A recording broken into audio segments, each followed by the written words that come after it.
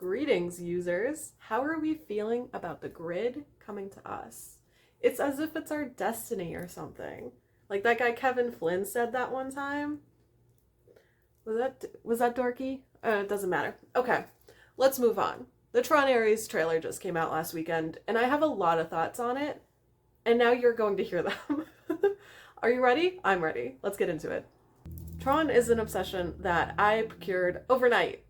It was suddenly not there, and then there, and it's still there. To this day, years later. I have not let it go. If anything, I am still on the boat. It is a sinking boat further into obsession. Both movies, the original Tron and then Tron Legacy, are absolute masterpieces. You cannot deny that. While you can look at Tron and go, that's old, that looks bad, you also can't. That movie is beautiful. It brought visuals that were immaculate. Like, super creative, visually appealing to look at. You looked at these machines and technology pieces that you couldn't even fathom. You had ships that looked like dragonflies. You had the recognizers that were huge and terrifying. And then Tron Legacy was like, bet, and just made it even better. Like, it just improved upon everything in such an amazing way. Both movies are addicting to watch because there's always something so stunning about them. It's just a beautiful series of movies, and I can't get over them. I can't. They're so pretty. The plot itself to Tron is something that's extremely interesting and still stands really true to this day. Both movies sort of follow the same foundation of plot. You have Tron, who fights for the users. He fights for Kevin Flynn's vision. And then you have Kevin Flynn himself, whose whole thing is to be able to provide free access to information, services, all that stuff to people, to us, to the users. And Tron fights for that. Both movies have their antagonist. You have Master Control Program and you have Clue, both fighting for the control of that stuff instead of the access of that stuff. And that in its baseline core of plot is extremely interesting to watch play out, especially since both movies take it in a different way. One movie focuses more on Kevin and the current status of NCOM, while the second movie, Legacy, focuses on Sam and the future and what the destruction of the current grid could mean for everything else. They introduce ISOs, which we'll get into further. And ISOs are supposed to be, I guess we're getting into it now. ISOs are supposed to be this godsend, pretty much. They'll cure everything. They'll change the views of everything. He said religion would change, science would change, medicine would change. ISOs were supposed to be the biggest thing, and they all got killed because of Clue, quote unquote. I'm going to go into that. But these movies are stunning. They make you think. They change your view on your phones and stuff. They make me think about apps differently because I think I'm killing something every time I delete an app. I'm like, oh, I just derezzed a program. Sorry. Which is a crazy thought. I know that. You should also know that. But I'm still gonna think it. But either way, these movies are just brilliant. Visually, plot-wise, I can't get over it. So when the Tron Ares trailer came out, I was very interested. I've been foaming at the mouth for this Tron 3 movie, and I was literally right at my iPad when the trailer came out. Like, the minute it came out, I was there. I rewatched it like 7,000 times. So we're going to go over it, and we're going to go piece by piece, and I'm going to give you my thoughts, okay? Okay, so let's start at the beginning of the trailer. We are showed two light cycles, two red light cycles. One of those is clearly Ares. I say clearly in assumption. I guess I can't be so 100% sure, but one of them is probably Ares. They're running from the cops, but I'm going to go with one of them's Ares, and one of them is someone else we don't know. It could be another just rogue program. It could be the new Julian Dillinger character. I have more thoughts on that I'll get into. It could be Sam for all I know. Like, we don't know. We don't, like, now that just means that two programs get out at the beginning, I'll say, of whatever happens of the programs getting out of the grid. So at least two come out at the beginning. One of them probably Ares. Then you can clearly see how destructive light cycles and recognizers and planes are in the real world, because they cut directly through a cop car with, it's insane looking. They melt through it, which is cool because on the grid they like it explodes. Like if you do that at another light cycle, it just goes poof and explodes. Much more dramatic than that. But in the real world, it melts through it. So it's giving heat energy, I guess. But that was scary. So that just shows that if there is an impending war that we see in the next bits of this trailer, we're screwed because their weaponry is far more advanced than ours. Obviously, like we've known that, but seeing it in the real world is wild to me. The next thing you're gonna have to bear with me for. We get like this 2-second shot of this guy in a blue helmet. I say blue helmet loosely because I honestly don't know who this is or what it is. It's clearly important though because they put it in the first ever Tron Ares trailer. But to me, this looks like a good program, has also come out of the grid. He is chasing after those 2 light cycles, but I also know not to take a trailer at face value on how timing works, so this could be at any point in the movie. But bottom line is, this is seemingly a good program coming out of the grid to fight back, hopefully, and it's giving maybe a Tron 2.0 or Tron or Sam or just some other program that we haven't met yet. Because I can't, the eyes aren't enough. Usually I can tell who, like, actors from their eyes, but I really can't tell who this might be. But it's, the helmet looks blue, it's giving blue, which we know is good. The next shot we have is of Ares saying that he's looking for something he doesn't understand, which could be anything. But the shot is also paired with those 2 light cycles we saw earlier, presumably, going down a windy highway road. And, bear with me here, it kinda is giving the end of Tron Legacy. You know how Tron you know how Tron Legacy ends with Sam and Cora on their on his motorcycle going down the road here. It's not identical, obviously, but it made me think of it, which could mean nothing. It just made me think of it. So I wanted to vocalize that, you know? But interesting. What is he looking for? Maybe the human spirit. I don't know. The next shot we have is of Eve Kim, one of the new characters in Tron Ares, who works very closely with all this grid stuff. I don't know how closely. I don't have any opinion on her yet, but she's here. And she's seeing the recognizer come into view, which is horrifying. Oh my god. But she's here. The next shot we get is of another new character we're being introduced to, which is Gillian Anderson's character. And she looks a little frightened, but we don't know who she is. There's no confirmed, like, this is who she's playing, which I think is probably telling. So, here's my theory. Bear with me. A lot of this has to do with bearing with me, but bear with me. My theory is that she is Alan's daughter. Crazy. I know, crazy. But I think age-wise it kind of makes sense that she's Alan's daughter. But also, it kind of just makes sense. I don't know who she is. I don't know if she's a bad guy or a good guy or in the middle. I don't know. We don't know anything about who she plays because they didn't release anything. So whatever I say could mean nothing in like the next 9 months before the movie comes out. I think she might be Alan's daughter. I think she might work in NCOM or something related to it, or she's like working in a partner company or a rival company, something like that. But I think she's in the industry. I think she's Alan's daughter, and I think she has something to do with it because I do not believe that. I don't think they're gonna. I don't know what's gonna happen with Alan or Tron or anything like that in this movie. I'll go into that, but I think it'd be interesting if they were like keeping it in the family because the Dillingers. I have so many thoughts, but my theory is that she might be Alan's daughter.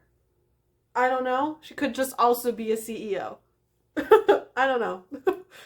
And then we get the first shot of the recognizer. And oh my god, horrifying. I will admit, I've been skeptical. Extremely skeptical of the whole grid coming to Earth because the whole point that I love about the Tron movies is the grid. Like, I love being there. I love being on the grid. And now you're bringing it to the Earth, and I'm like, that kind of ruins the fun of it because I don't really care about the people. I care about the programs and the Tron and the grid. So I was a little weary about the whole like, oh, it's coming to real life, because that seemed to almost degrade it a little bit, like it made it less interesting in my head. This, though, this is horrifying. That recognizer is huge. It's terrifying. If that just like came through my town, done. That's terrifying. Absolutely scary. So it's kind of okay. I'm fine with it. Honestly, I'm getting a little bit more amped about this. So it looks great. The next shot is of the grid, which is extremely important to the rest of the movie. And the whole thing of Tron Ares is red. And I have my whole thing I'll get into. But the grid seems to be all red, which is bad. In Tron Legacy, Kevin Flynn died. Like, he absorbed everything and died, which I don't know. That's why I'm putting in quotes, because I don't know if dead is true or if he's just like there as like a all being in the grid, which would also kind of make sense. So I actually have a theory on that I'll get into. But the grid is red. You can clearly see that. What do we think about that? I'll get into it. Because then we also see the new Black Guards, which are so cool looking. They've always been really cool looking, but these ones have like new little weapons. Kind of like it. They're kind of cool. I can dig it. I like them. The next scene. We have our first shot of Evan Peters' character. His character is Julian Dillinger. Who is that? Who is he in the descendants of Dillingers? Because Tron, we had Edward Dillinger, the big guy, the bad guy who made the Master Control program. And then in Tron Legacy, our one little glimpse of a Dillinger was Edward Dillinger Jr., Cillian Murphy, who was in the movie for maybe 10 seconds. But he was like, he was OG Dillinger's son. So who the hell is Julian? I don't think timeline-wise it would make sense for Julian to be the Edward Jr.'s son, because that doesn't make sense. Evan Peters looks a little too old for that. So I don't know who this is. Is it his brother? Is it like a cousin? I don't know who this guy is, but he's a Dillinger. So clearly that has a connotation of bad. That guy's bad. And we'll get into that. But we have a first shot of him. He kind of looks like he's in a recognizer, doesn't he? I want you to remember his face here, because I'm going to go into what I think he's looking at or feeling. But he kind of looks like he's in a recognizer or on the grid or something to do with that. But very interesting.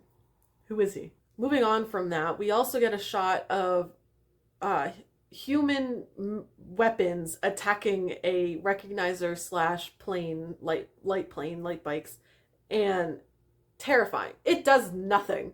Those planes are able to block it, and it's fine. We get a shot later of like a recognizer burning at one of the leg pieces, so it does do something, but the grid weaponry and machinery are far more advanced than anything we have. So they're going to know how to maneuver clearly a lot faster than we do. They're able to block. They're like, that's not something we can do. We don't have planes that can block stuff. So, and they have their whole like tail thing too, which we clearly don't have. So this fight is super interesting, and I really can't wait to see it like play out. So very cool to look at, honestly. Then we have the big scene. We have the scene of presumably Ares, I'm assuming, getting programmed. It's so cool to see a program being programmed, like the little of his body. And behind that, we hear Kevin Flynn asking someone if they are ready, because there is no going back. Who is he talking to? Is he talking to Ares? Is he talking to Sam? Who's he talking to? Is he talking to a Dillinger? Julian and or Jr.? I don't know. But he's talking to someone who I can't say is someone in the movie currently, or maybe it's like a flashback to him talking to Sam previously in Legacy and something we didn't get to see yet. I don't know. It also could not mean anything. It could be like a hologram or like a flashback video. He's not alive, maybe. I don't know. I'll get into that. I have a lot of stuff. We're just going over the trailer right now. Next we see that picture of Jared Leto we've been seeing this whole time of him like getting up and he's kind of all grungy looking, like his suit is flickering, which kind of shows me that he's hurt because the red parts are flickering. And that's usually not a great thing because that's like his life. So I don't know what's happening there, and his helmet is off and he's seemingly like being looked at by some people. I don't know. That's just really interesting. The trailer then ends with a shot of the sky. You can see Eve Kim looking up to the recognizer and to the fellow planes and stuff going around it. And the most coolest thing about all of this is that they're all moving in grid formation. I love that. I love that so much. It is so pretty. It is so cool to visually see that these things outside the grid continue to move in grid formation because that's what they know. It's so cool. Oh, I love it so much. It's just so visually appealing and neat and meaningful that they don't, I was just going to say they don't belong here, but they just don't know here. They don't know it yet. So they're just doing their formations that they know. It's just so, I love it. It just looks so cool. And then the trailer closes with Tron Ares. So that's the trailer. We're going to get into my thoughts now, which are going to be all over the place. So try to keep up. One of the first things I do want to talk about, though, is something that is technically canon to this universe. Two things, I guess, but we're going to go over one first, which is this little short movie that came out with Tron Legacy on DVD called The Next Day, which is not the best film thing ever, but it comes with so much information. The Next Day is pretty much what you think it is. It talks about what happened after Tron Legacy, but it also goes over what happened in between Tron and Tron Legacy and then what happens after Tron Legacy. It's 10 minutes. It's really short. It has Alan in it, like he's like the main guy in here. But one thing that it does cover at the end of it is what happens after Tron Legacy within NCOM, which I think is super important to point out for this next movie, because are they going to listen to, like, do they remember that? Are they going to recognize that? Or are we just like doing our own thing? The Next Day it also introduces that Alan has been like the lead guy of the Flynn Lives advocacy group / hacker group. Like he's been the main guy. They call him the isolated thinker, which is cool. But he's like the main guy. And then underneath him is a guy named Roy. And if you know Tron from 82, you know the character Ram. Roy is Ram. Ram is Roy. And in this little snippet of movie, you get to meet Roy and you get to see that he has also been a huge like person in the Flynn Lives movement. And he like got coined Zack Attack, or like that's his hacker name or whatever. But the important thing here is that after Tron Legacy, Alan goes to Roy, Ram, and pretty much says that, hey, Sam made me chairman and you're coming back to NCOM with me. So presumably NCOM is now run by Alan again, and now Roy is back, which I personally think is the coolest thing ever, because in Tron I really, really, really loved the weird relationship between Kevin, Tron, and Ram. Like those, that I loved it. So bringing Ram back is kind of a great thing for me. But it also mentions Edward Dillinger Jr. very quickly, because Roy asks, hey, what's going to happen with Jr.? And Alan says that he earned his keep, he can stay.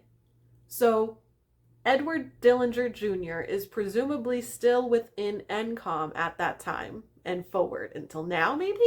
Because now we have Julian.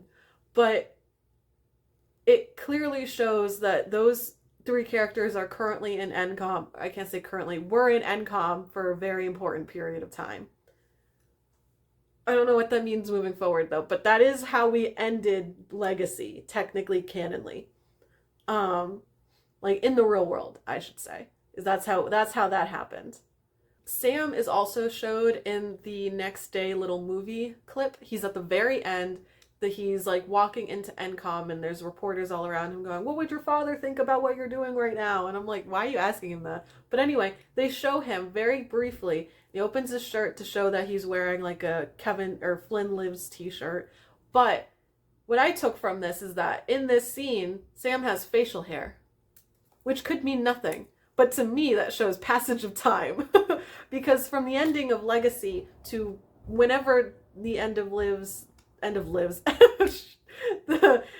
next day movie takes place, there's at least a week. I don't know how long does it take men to grow beards, but at least a week in between of him not shaving. So what happens? What happens? Where's Cora? Why isn't she in this little movie snippet?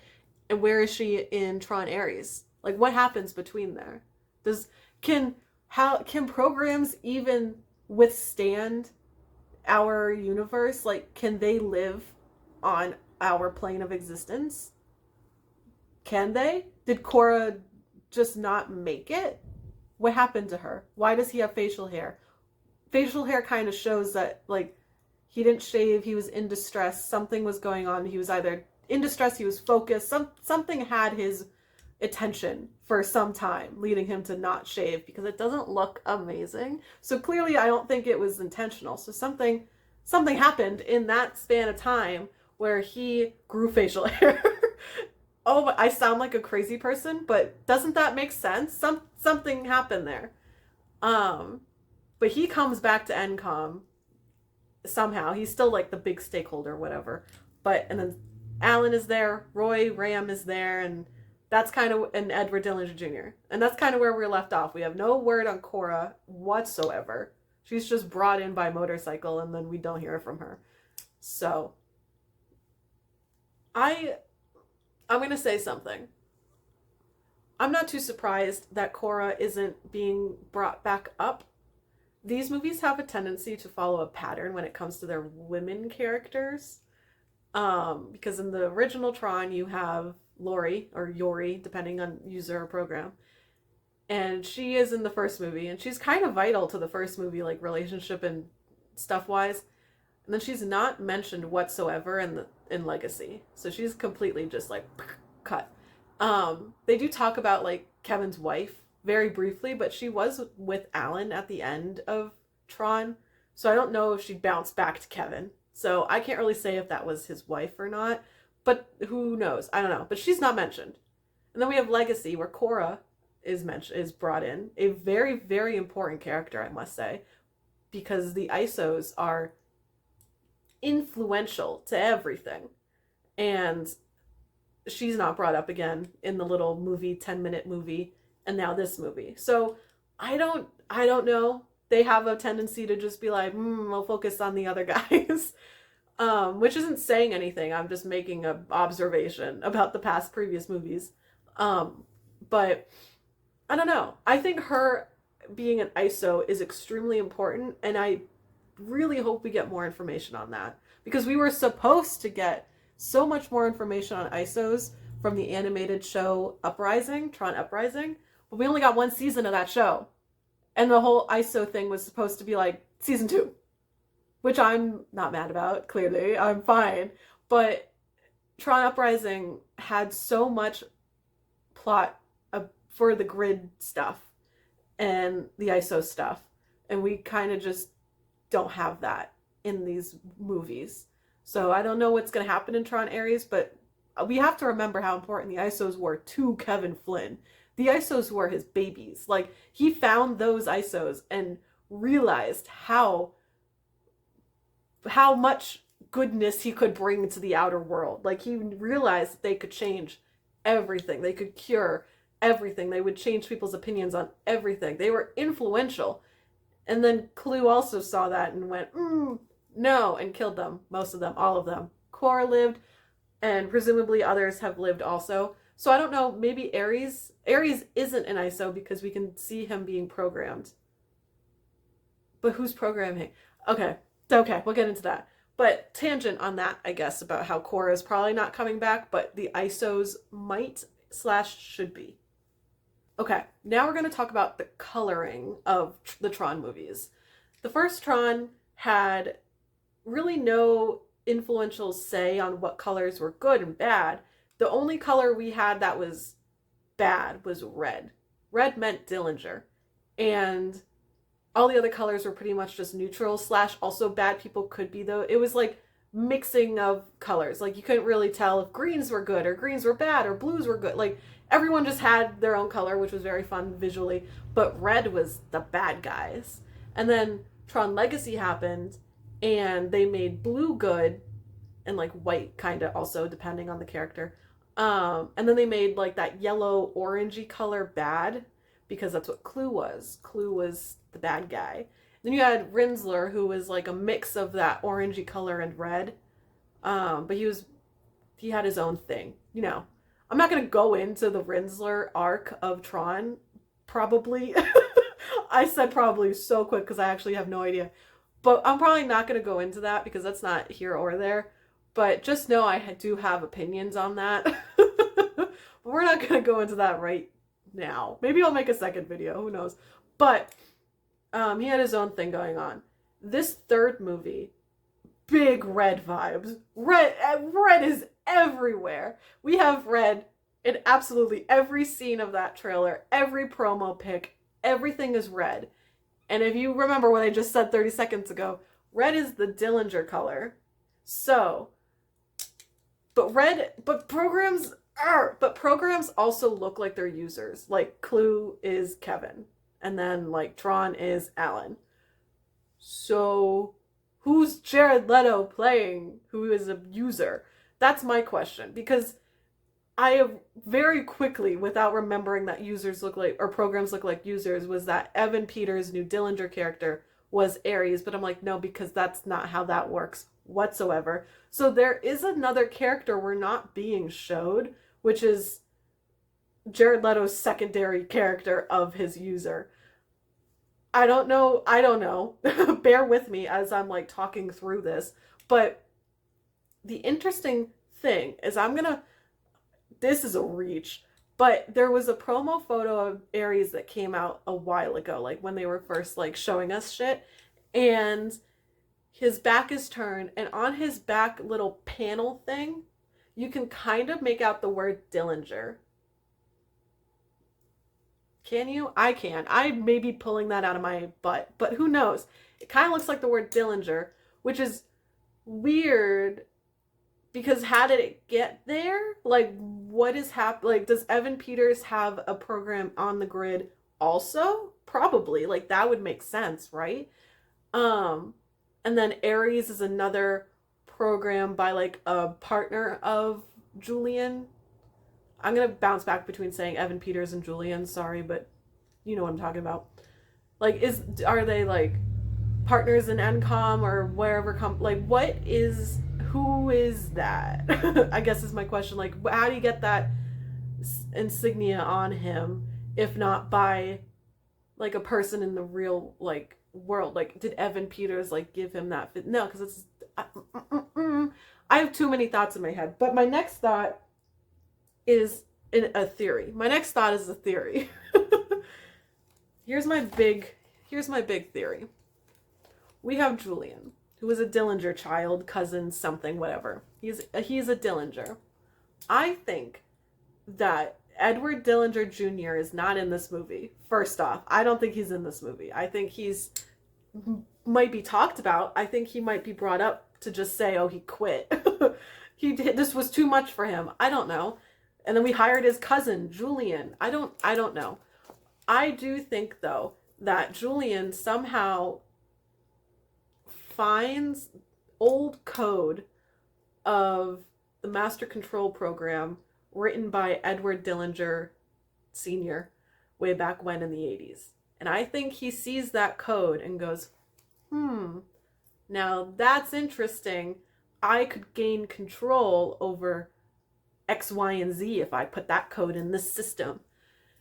And I think he makes Master Control Program 2.0. Like it's a new one. I think that might happen. And that's where the red comes from. Because master control program is now within the grid again. He's like, yeah, fresh blood. But I think that might happen, and that's how, like, Julian gets involved, and then maybe Ares is created as, like, a balance of that. But then there's the question of, like, Tron. First of all, the movie's called Tron. Where is he? Because he didn't die. Rinsler at the end of Legacy fell into, like, the pit, and then his lights turned back on to show that he was alive. Where is he? And I could bring in Uprising. I could. But I don't know. I think to bring in Uprising, kinda, and maybe they will take from Uprising and make it sort of its own thing, is that I think Julian creates the master control program again, realizes that that was a bad idea, and then either finds Tron, like goes into the grid or something. He either finds Tron 2.0, Beck, or becomes Tron 2.0. And then we have this cool, like, a Dillinger is, like, saving the users. Like, whoa, crazy parallel that we've never seen. Wouldn't that be kind of cool? I'm not even talking about Ares. I don't know who that guy is. I don't know who he is. I have theories on everything else because I just do. Okay, crazy cut to me as I'm, like, editing my own video, but I did think of another theory as I was previously going off on something.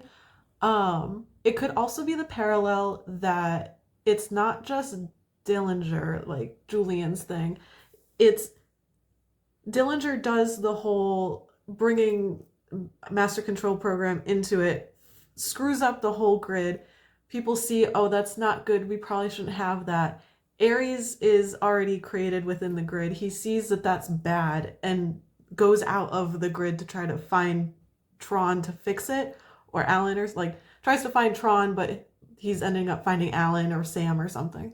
So that's how Ares gets out of the grid, is because he sees that Julian Dillinger just like screwed up the grid so hard that it forced a program to just leave to fix it, to find someone to fix it. Does that make sense? I was watching my own video and I was like, whoa, that's a crazy idea. Does that make sense? Yeah. All right, continue. Me. Also, speaking of Tron Kevin, moving on to Kevin, we don't know how alive he is. I think it could be interesting if once he was absorbed within Legacy that he became this all being on the grid, like a Jarvis of the grid, kind of. Like he kind of already had full control over the grid with his mind, but I think if when he got absorbed, it'd be neat if like that just went an extra mile, But in the trailer that the public was showed, we only hear Kevin, and we don't know if that's a present vocal or a past or like a hologram or something. We don't know where that's coming from.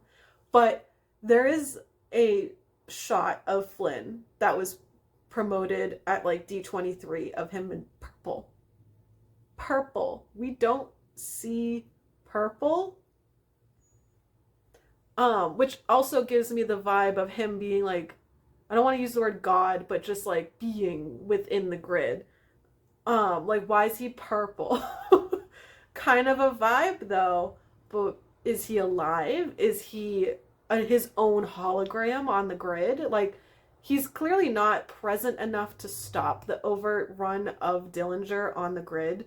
So something happened where maybe he was asleep for 15 years. I don't know. I don't also know if 15 years is accurate. Are they going to boost this in the future and be like, this is 50 years from now, and that's why Sam and Cora aren't there? I don't know.